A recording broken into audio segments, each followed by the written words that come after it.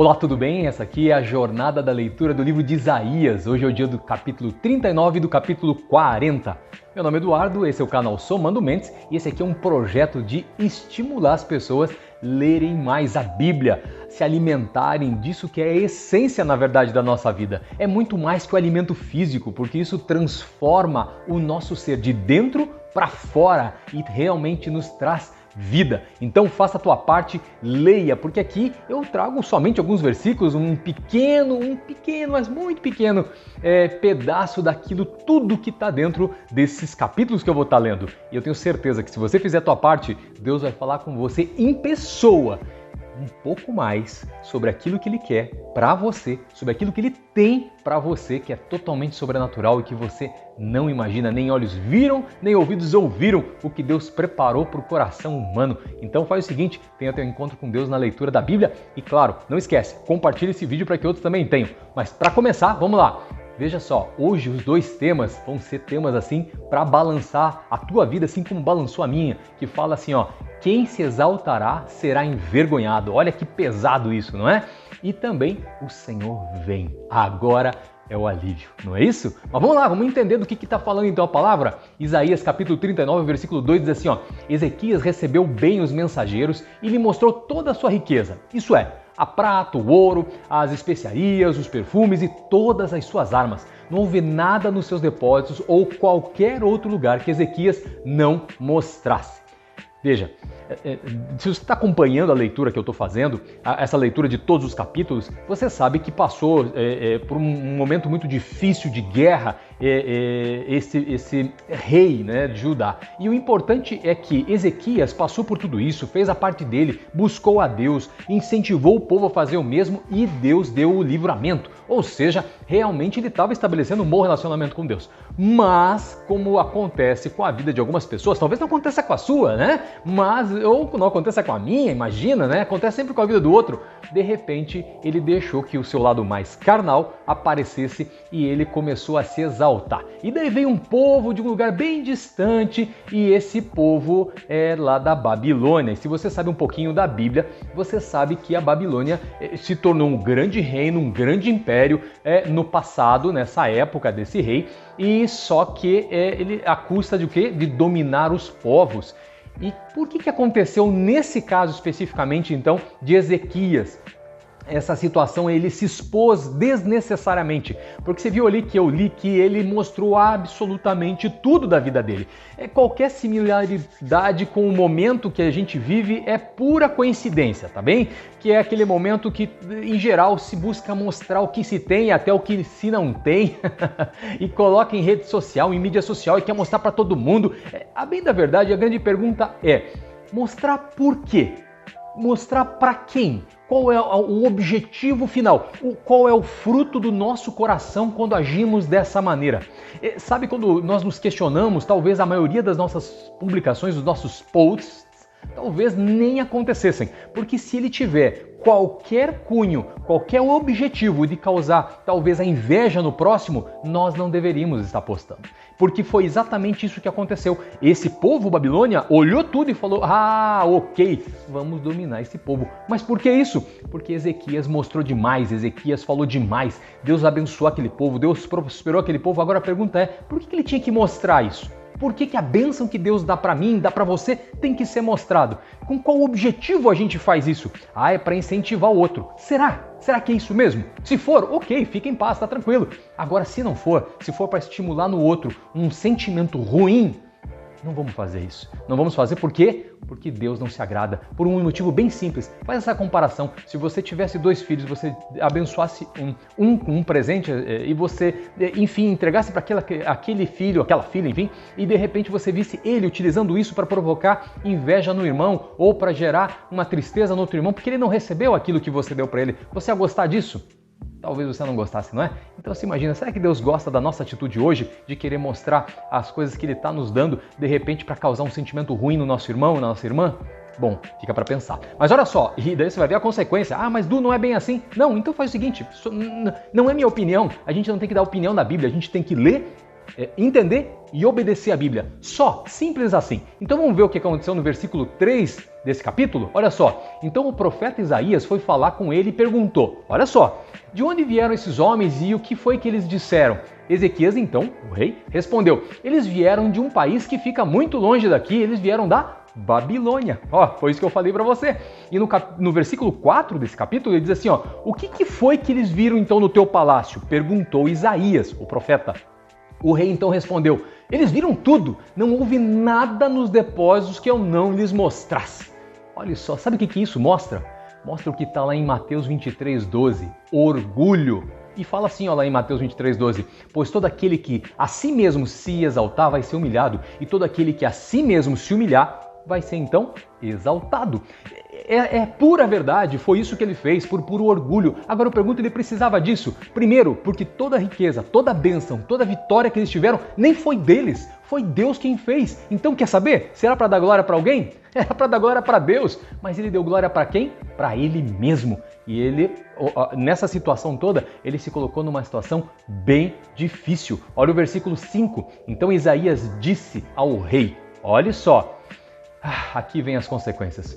O Senhor Todo-Poderoso diz que vai chegar o tempo em que tudo aquilo que há no teu palácio, isso é, tudo que os seus antepassados juntaram até hoje, vai ser levado para a Babilônia. Não vai ficar nada.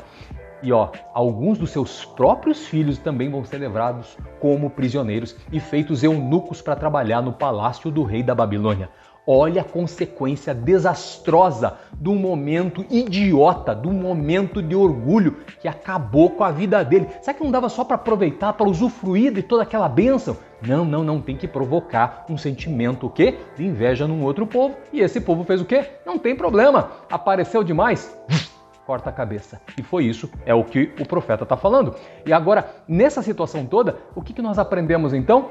Olha só, a bênção, usufrua, tenha ela realmente, receba, agradeça, mas acima, primeiro, dando glórias a Deus e segundo, nunca usando qualquer tipo de bênção para provocar um sentimento ruim no nosso próximo. Senão, a gente não é digno dessas bênçãos. Agora vamos lá! Isaías 40. Bom, agora vamos mudar e vamos ver então que o nosso Deus vem. Por quê? Isaías 40, versículo 3 diz assim, alguém está gritando, preparem no deserto um caminho para o Senhor, abram ali uma estrada reta para o nosso Senhor, para o nosso Deus passar. O que mostra isso? Mostra que o nosso Salvador vem, o nosso Deus está aqui, o Santo Espírito já está em nosso meio. Afinal de contas, quando Jesus ascendeu os céus, ele falou, eu não vou deixar vocês sós, eu vou deixar para vocês o Consolador. Assim como esteve com ele, está conosco, nós já temos essa possibilidade de acessar o sobrenatural através, óbvio, do nosso amigo Espírito Santo. E esse texto você consegue encontrar também falando sobre a vinda do nosso Deus e anunciar essa vinda, que é a nossa obrigação, lá em Mateus 3:3, Marcos 1:3, João 1:23. E vai falar assim, alguém está gritando?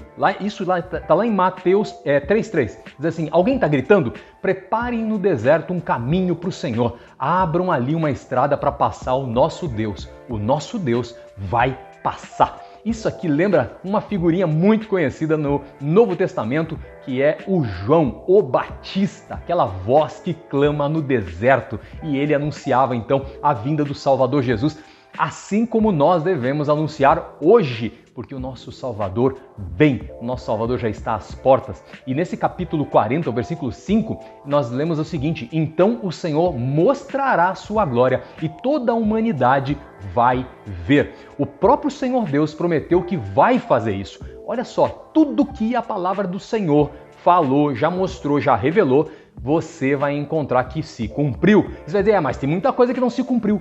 É porque ainda não chegou o tempo. Vai se cumprir. Inclusive a volta do nosso Salvador Jesus. Agora você quer ser o grupo que entendeu essa verdade, colocou em prática na sua vida, propagou o evangelho, falou da volta do Cordeiro e quando ele volta, vai com ele? Ou você quer ser aquele grupo que fica só olhando, babando e chorando, lamentando porque, bem que tinham falado. Não adianta nada. O momento da escolha agora, hein? Lembre disso. Ó, o versículo 9. Você, mensageiro de boas notícias para Jerusalém, suba a um alto monte. Você, mensageiro de boas notícias para Sião, entregue a sua mensagem em alta voz.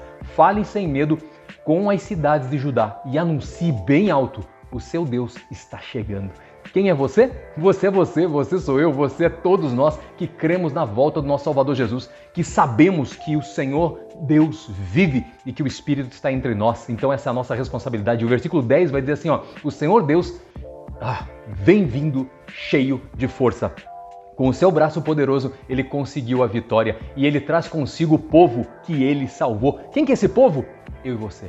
Nós somos o povo, nós somos arregimentados no exército do Senhor Jesus e a gente tem que fazer a nossa parte, guerrear espiritualmente. Por isso que a nossa luta não é contra a carne nem contra o sangue, mas é contra principados e potestades. Olha o que fala Apocalipse 22:2. Escutem, diz Jesus. Quem falou? O general, o rei, Jesus. Eu venho logo e eu vou trazer comigo as minhas recompensas para dar a cada um de acordo com o que tem feito. Olha só que incrível! Nosso Salvador Jesus está vindo para nos encontrar. E o versículo 18 desse capítulo 40 de Isaías vai dizer assim, com quem Deus pode ser comparado?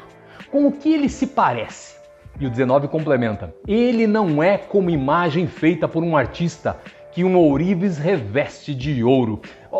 A gente vive um momento estranho da humanidade. Porque a gente olha e vê o passado e fala, aquilo é coisa velha, aquilo aconteceu no passado. Por exemplo, os ídolos do passado. Era uma imagem, às vezes com ouro, às vezes de madeira, enfim, de barro. Eram imagens, não repete hoje. Hoje nós conseguimos fazer pior. Hoje a gente pega ídolos humanos de carne e osso e coloca no lugar do nosso Deus. Daí você vai dizer, nossa, que absurdo, é verdade mesmo. O povo lá fora da igreja faz isso. Só fora da igreja? Será que dentro da igreja a gente não vê isso?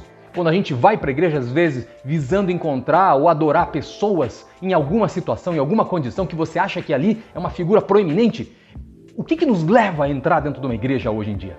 É encontrar o nosso Deus para adorar o nosso Deus ou é encontrar pessoas para realmente, às vezes, de uma nossa maneira, adorar e falar palavras bonitas para as pessoas, se não é realmente o foco da adoração a Deus, realmente a gente perdeu o objetivo.